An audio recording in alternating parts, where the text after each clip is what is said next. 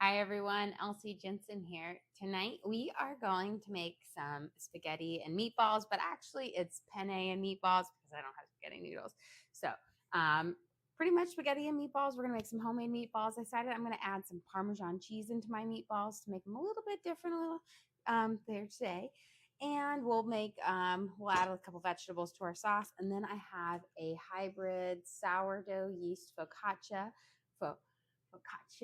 I always missay it. So I think I know how to say it and then I don't. But we'll have one of those special flatbreads that are delicious and flavorful as well.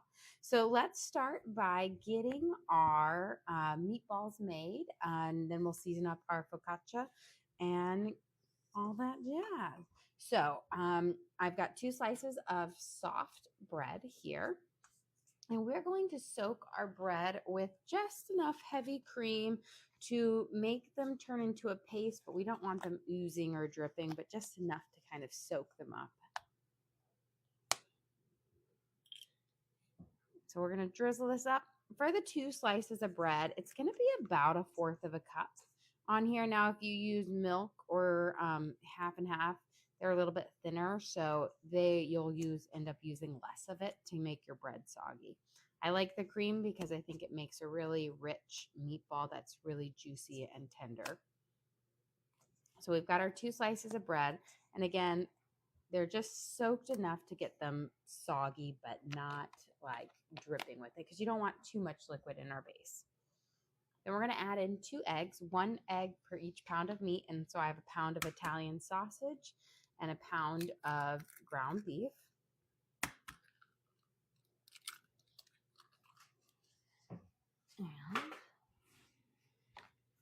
And then we're going to add in some onion powder, about a tablespoon of onion powder. It's going to give it a great, nice, savory flavor.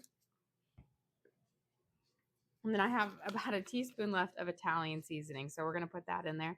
That's like a teaspoon and a half. There.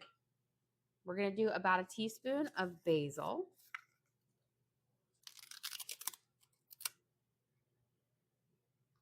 Give it a good shake. A little bit more.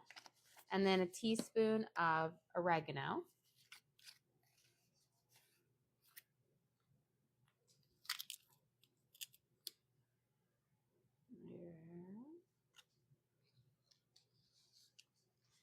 And we're going to do about a half a teaspoon of black pepper.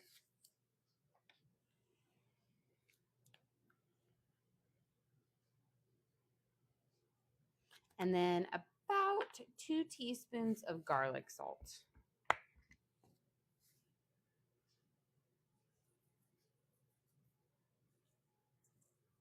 Okay. And then we're going to add some of our Parmesan cheese in now to break it up. That way it'll be easier to work with. I'm going to use shaved Parmesan cheese because I love the shaved Parmesan cheese from Costco, but grated, you could take the time to grate it yourself as well. But we're just going to use this. I'm going to use about a handful of it for our meatballs. So it'll be like close to a half a cup. We're going to do a good kind of crunch up to it so I don't have these huge sheets of it. But I do love this stuff. And that way we'll have this kind of like little melted cheese bits throughout our meatballs. So just be delicious. Okay. And then I'm going to drop my noodles in over here because my water is nice and hot and boiling before we mix that up. So we're just doing a kind of a penne right here, pasta. But really, you could do any one that you want for this. There we go. I was like, I know if I hold it, it's going to burst everywhere. And we're just going to add the whole bag in today. What's a good substitute for Parmesan cheese? You can always skip it out if you don't want it. If you do love a cheese, you could also do mozzarella. Mozzarella works well. But I also don't add it in a lot of times. I just like to change it up every now and then, make it a little bit different. And I hadn't made spaghetti and meatballs in a while, so I wanted to kind of get that in here. Let's get this in here. So now we're going to make our panade, which is going to be the binder for our meatballs. And that's kind of that spices, cream, milk, and egg, or cream, bread, and egg base. This is going to season up our meatball and kind of hold them together. So you're just going to kind of squeeze it through your hands. It's going to be a bit chunkier because, of course, we have that cheese in there. But that way, when we mix it in, it will incorporate in well. And then we're going to add in a pound of ground beef. And I have a pound of Italian sausage, that mild Italian sausage that I have taken out of the casing. Because again, I buy mine in bulk at Costco, and therefore they're always in the casing. And then you're just going to go in with your hands the same way, and you're going to squeeze that paste through your hands until you've got it all combined. We're going to switch because a little bit cold today.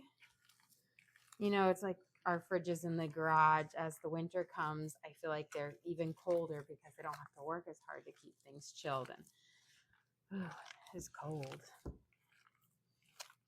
But we're going to mix this up. We're going to get that panade, which is our binder, mixed all the way into our meat, which is going to just flavor it up and then keep them bound together so that you have a nice tender meatball and not a dry one.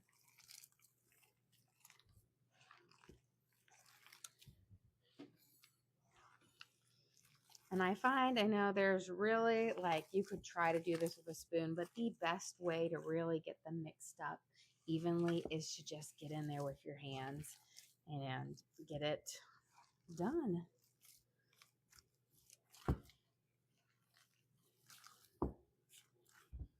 Here.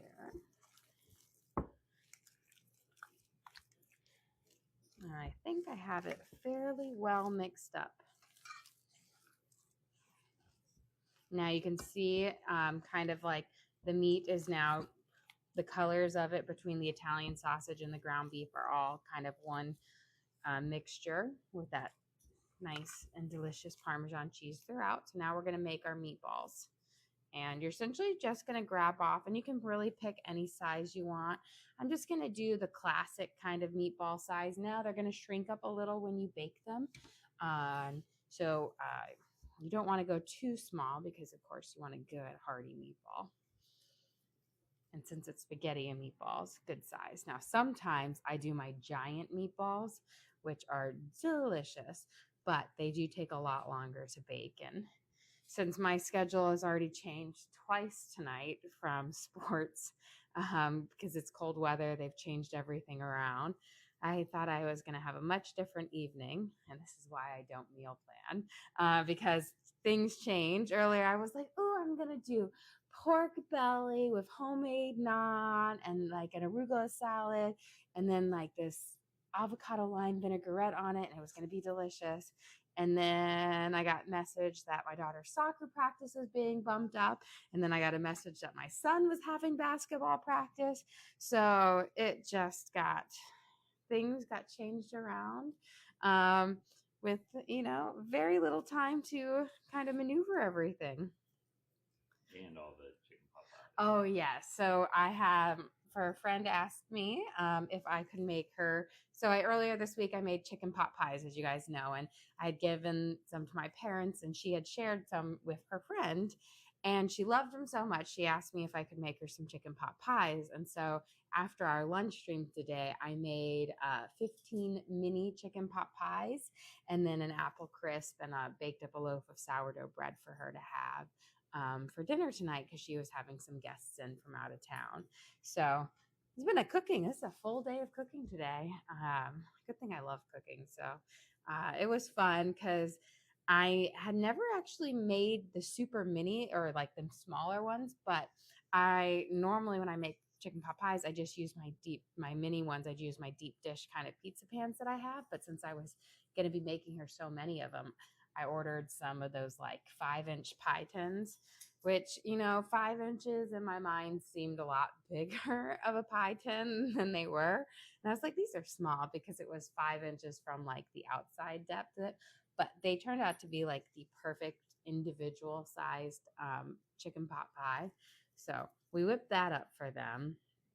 And then it was like clean up, get out for sports down there. But we did take a little video of our little things. We'll send out a little short of that, tonight or tomorrow. So tomorrow probably, so you guys can kind of see that. But they were really cute. And then I came up with this idea that because I'm kind of like a nerd, that on Pie Day, March 14th, that I was going to make a bunch of different mini pies in lots of different ways for it. Because, and this is forever ago, but I remember back in 9th grade when I was in Algebra 2, and our teacher made pies for us on Pie Day back then. So it was just weird, but she made everybody, and she taught like 7 periods. So she made everybody mini pies. That's a lot of dedication for your students. And then we played games that day, and she changed all of these candy bars to, instead of like Payday, it was Pie Day. Again, this is not random tangent I went off on, but I feel like I'm going to do it now because of the mini pie pans I have, and they were so cute. And imagine that you do a whole bunch of different flavors. I think it'd be so cool. Okay. Let's get this last meatball rolled out. Look at that. I perfectly divided them up into our things. I'm going to wash my hands, and then we'll get those popped into the oven to bake up.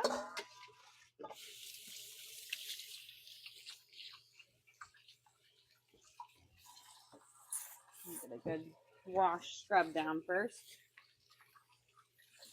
But unfortunately, there's no good way to really get in on making homemade meatballs without getting your hands dirty.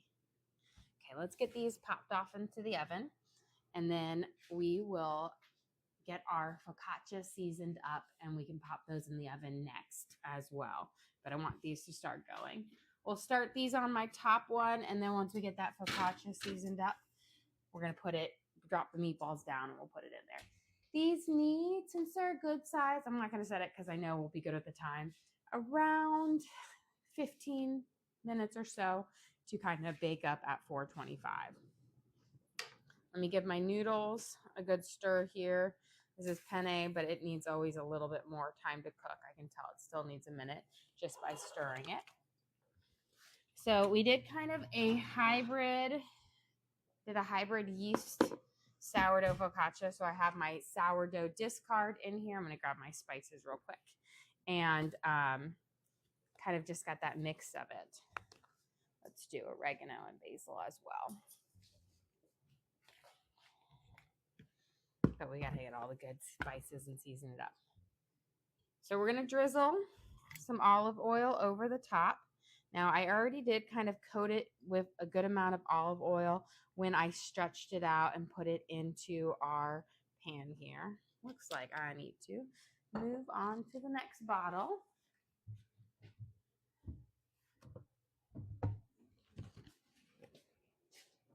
Now, the thing about focaccia that makes it so delicious is you do use a bit of oil to kind of coat it over, but that gives it this really chewy, kind of crunchy crust on it, but it has this soft, tender flavor in the inside. So we're going to spread over with this, and then this is the fun part. You kind of go in with your fingers, and you're going to dimple it. Now this one, again, is a hybrid, so it does have that yeast in it to help it, because I made this one as kind of my quick version of it versus the longer one where I do all sourdough as the leavening agent, but that needs like 8 to 12 hours to sit. This is one that you can make up fairly quick on it, but it won't have as chewy as a crust as a traditional just straight up sourdough one. If I can, there we go. We're going to sprinkle a little bit of garlic salt over it. Now this is definitely key to giving that nice kind of garlic bread flavor to it. It makes it delicious. So don't skimp on it. We're going to do a little bit of black pepper.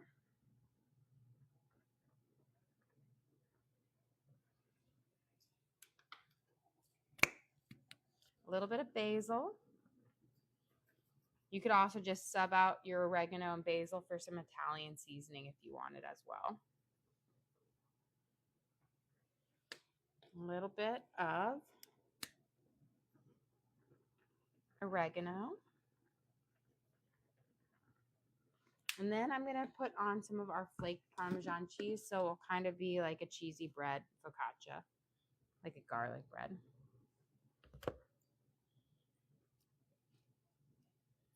Spread it out. Get a couple of these nice sheets and lay it on there. But I'm not covering it up like a pizza. You still want to have some spots where the bread is nice and popping through. And we're going to go pop this in the oven. And we'll let this bake up at 425. For this, we're going to move our meatballs down, put this on top.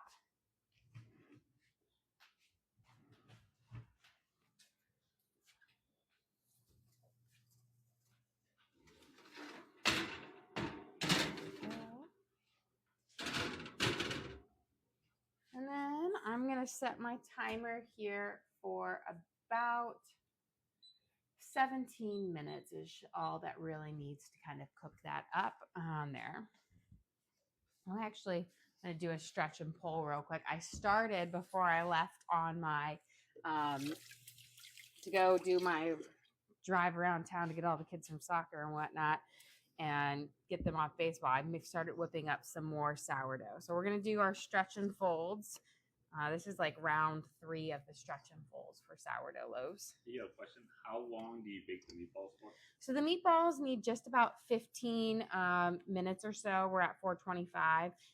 So they won't need as long because it's a higher heat. You can do them at 350 for about 20, 25 minutes since they're not super large on there. So when that focaccia is about done, we'll take them out. Could be probably done a little bit sooner, and then we'll throw them in there. But because I moved them down underneath the focaccia, they're getting a little bit less direct heat, which means they can take a little bit longer in there. But we'll bake them and then we'll throw them into our sauce on there.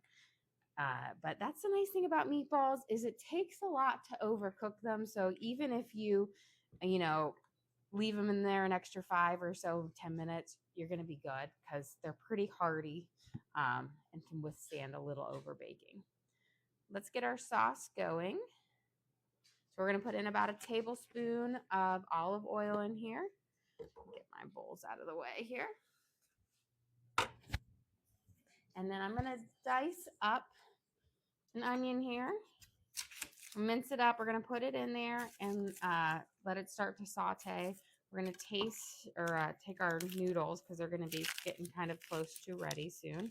I've got garlic, sweet peppers in here. We'll season up our sauce just a little bit. So what I love to do with spaghetti sauce, and I make my own sauce a lot of times, but I have found that during the year, especially when practices change and you've got like 40 minutes to make a good dinner before you're out and about again, jazzing up a store-bought sauce is it's just worth it. Homemade sauce, yes, delicious, it's great. But if you find a good store-bought sauce, it's pretty darn close. And it saves you a lot of time on here.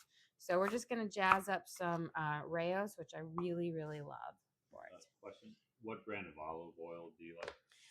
Honestly, I am not a super picky brand when it comes to olive oil. I am the person who buys what's on sale type of thing. Because when you're cooking with it, those flavors get masked by a lot of those different spices. And so you don't necessarily need a really great one like you would if you were, dipping your bread in it. Let's grab a noodle. I think like 1 more minute.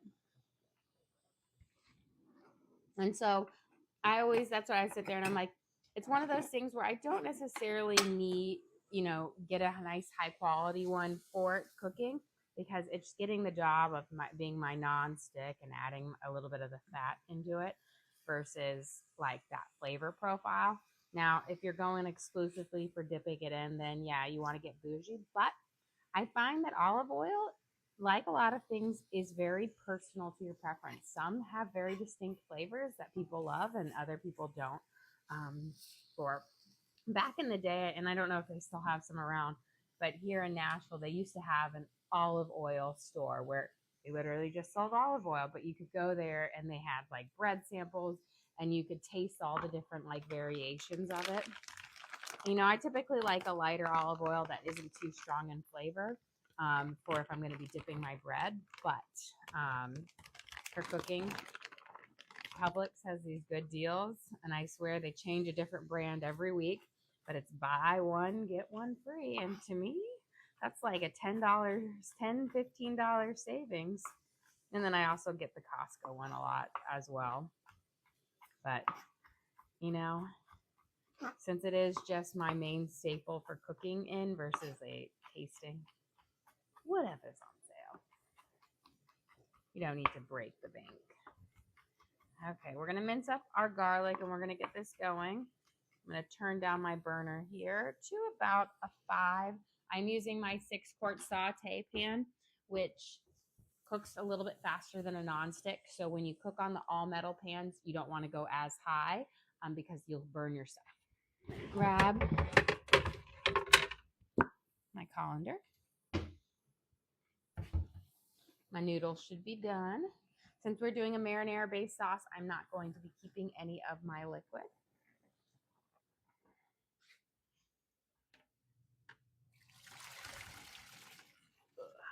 It's heavy.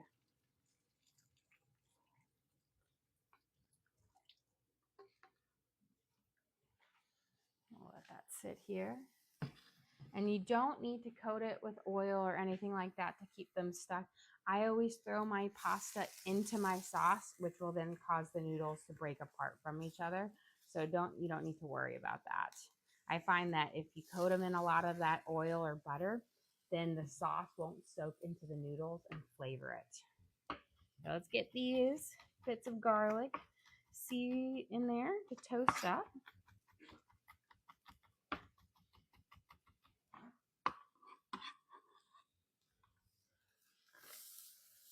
It's about a tablespoon to a tablespoon and a half. Now I'm using fresh, but garlic also works well for this. We're going to give it a good stir and let it kind of toast up just a little bit. Let those flavors come out so it can really kind of enhance our marinara.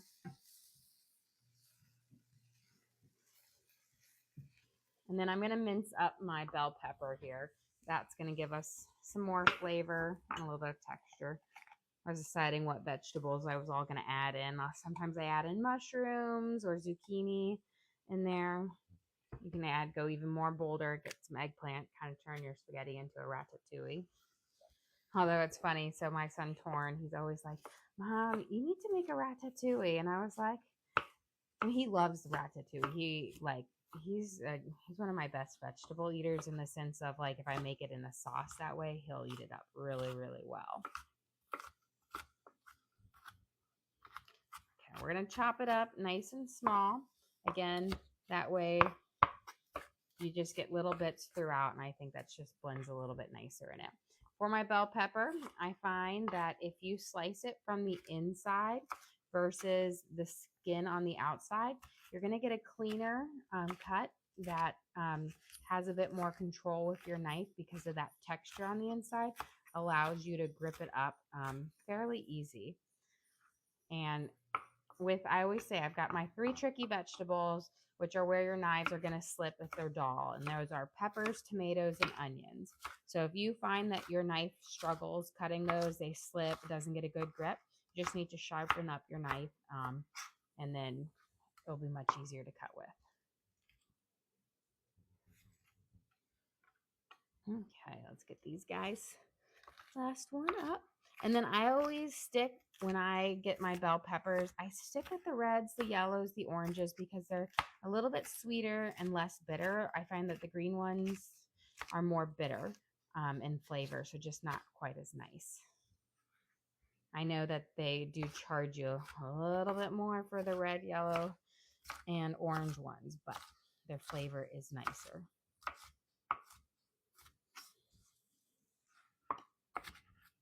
And then I'm just going to go over it coarsely just so we don't have any really big chunks.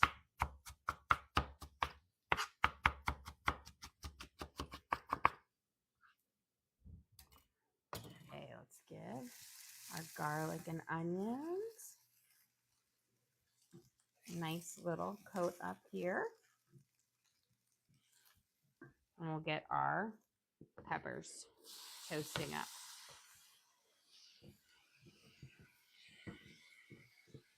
And it smells delicious.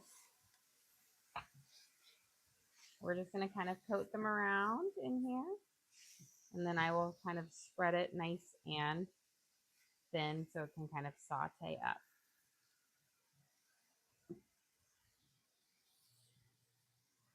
Okay. Now while those are sauteing it, our spices are over here. We're going to saute these up and give them a little bit. You don't need to go too crazy because, again, our marinara sauce that we're going to use has a lot of great flavor in it. But I do like to help it just a little. We're going to do a little bit of oregano. And again, all of these are the same flavors that we used in our meatballs. So they blend really well together. A little bit of basil. This is about a half a teaspoon to a teaspoon of each. But a nice kind of sprinkle over. I'm letting them hit the pan and toast up and steam up because that's going to bring out their flavors a little bit more. You can definitely use a fresh version of both like oregano and basil, and that works wonderful. You're just going to want to use a little bit more, like closer to a tablespoon or so of each one, because the dried ones just kind of pack a bit stronger taste once you've got it cooked. And then we're just going to do about a half a teaspoon or so of garlic salt. How was the beef stew? It was wonderful. It was delicious. It's so funny. My older daughter, when she got home, she like just came over here and she was like picking out all the beef chunks out of it. And I'm like, you got to eat some vegetables. And she was like, I'll have the potatoes with it. And I was like, all the vegetables, they're delicious. But she thought it was really good. The broth, I made a very different type of broth base, one that kind of reminds me of like beef bourguignon. So we had that, we made kind of that mirepoix using onions, carrots, and celery. And then we had the tomato paste and the red wine. And it was just very rich and delicious. Okay. Now you can see all of our peppers and our onions and our garlic here. They're just coated in those nice spices. So they'll just have a lot of flavor in here. Let me just take a peek at our time, what we have left. Okay, perfect. Just a few minutes left on that. Let's get our sauce. This is where I said you can definitely take the time to make your own sauce. But if you find a good sauce, and I think you have to taste to find what's your favorite preference. For me, I really like the Rayos because it's not too sweet and it's not full of a lot of spices. It's just very simple and very plain. And so I really like it as a nice base sauce. Okay. We're going to add in our marinara.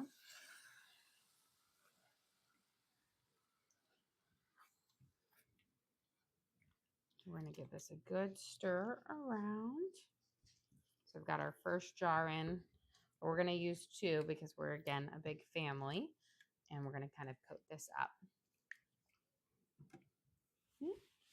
Always making a mess.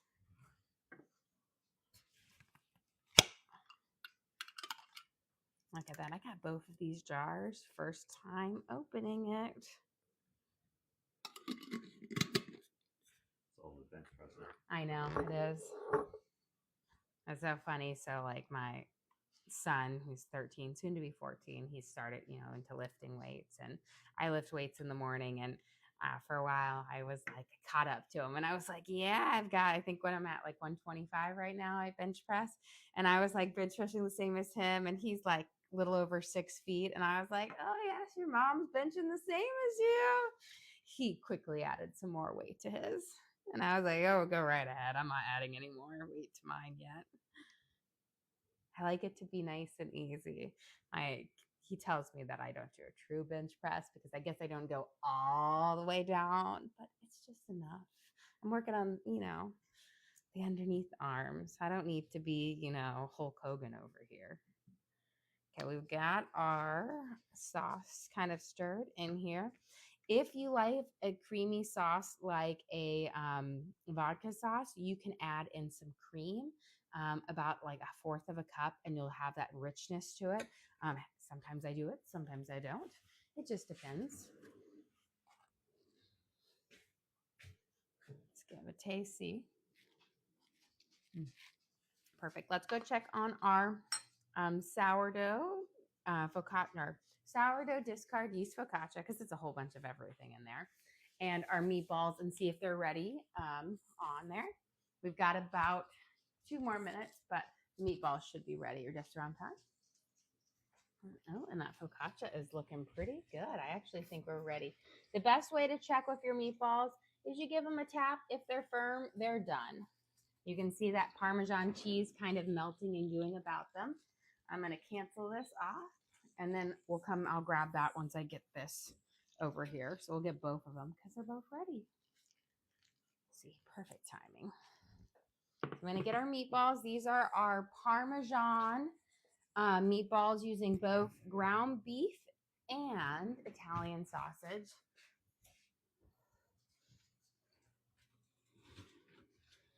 And this is our yeast sourdough discard focaccia. So a quick one. It's one that you can whip up in like an hour, hour and a half, and get a great focaccia that just gets a little bit of that rising help.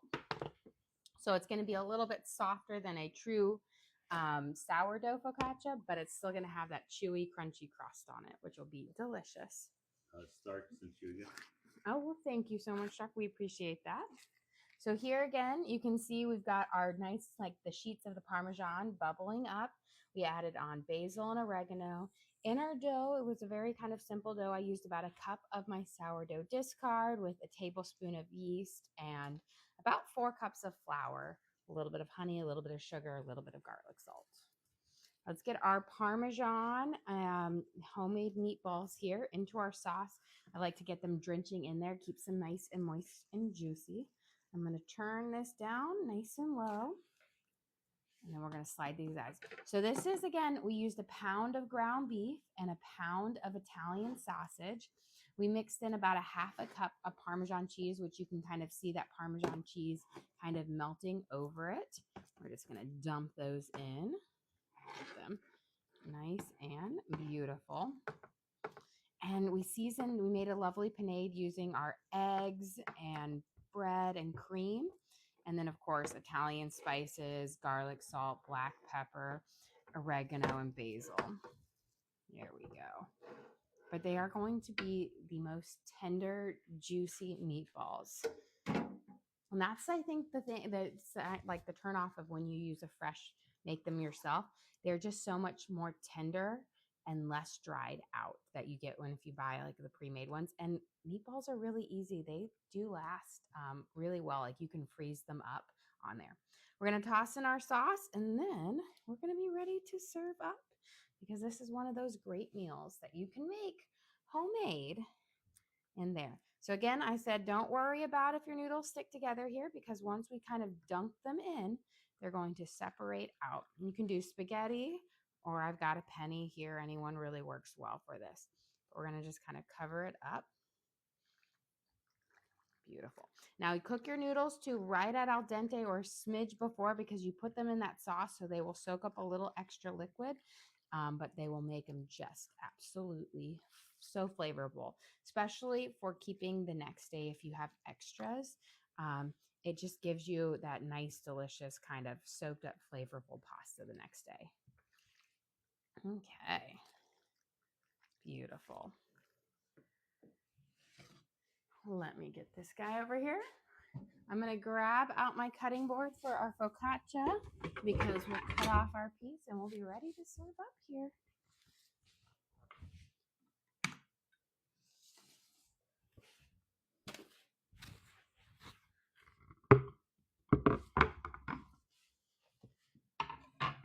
Now, when I made the focaccia, it's still a little hot.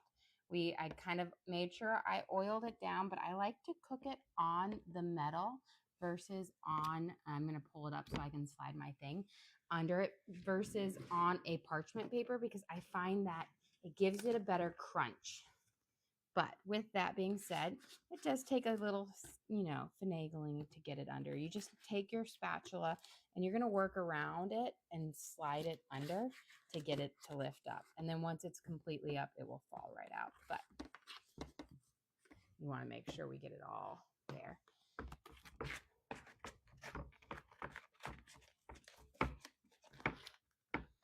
Perfect. Just want to make sure that when I flip it off here in just a second, it's all going to slide off.